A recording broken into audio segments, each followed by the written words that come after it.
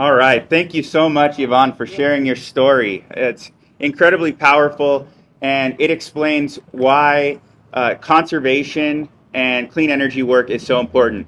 My name is Howard Watts. I represent Assembly District 15, right in the heart of the Las Vegas Valley. I also have the pleasure of chairing the Growth and Infrastructure Committee in the Nevada State Assembly, which handles energy and transportation issues. I think Yvonne put it so well. Conservation and clean energy are quality of life issues.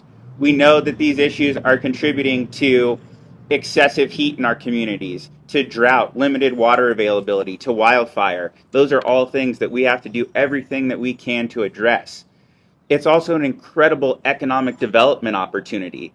The energy resources in our state are clean energy resources, particularly the sun that we know is almost always shining. We have geothermal, we have other clean energy resources, and by investing in those, we can diversify our economy and create more high quality jobs in our clean energy industry. But perhaps most important of all is cost savings. We know that families are struggling. We know housing affordability is critical, and people have been feeling the strain, and they want leaders who are going to take action to drive costs down. You heard, often the second highest expense that folks have after their rent is their utility bills. And what good is it if you have a place to live, but you cannot afford to keep the air conditioning running in the summer? And if you're having to make choices between other basic necessities like food and groceries or keeping the lights on.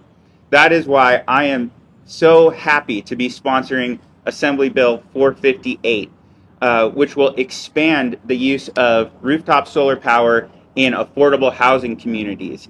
These are residents who are dealing with these issues every day.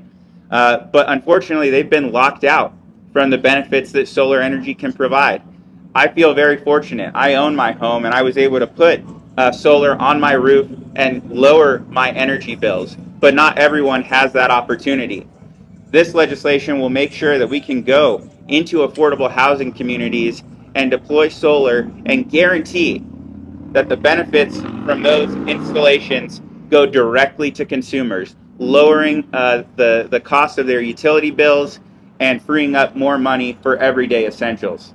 So this is just one example of action that the state legislature is taking that advances conservation, advances the use of clean energy, and most importantly, helps drive down the price of everyday necessities for Nevada families. So I look forward to working with all of you here to help get that legislation passed. And now I'd like to turn things over to my speaker, Assemblymember Steve Yeager.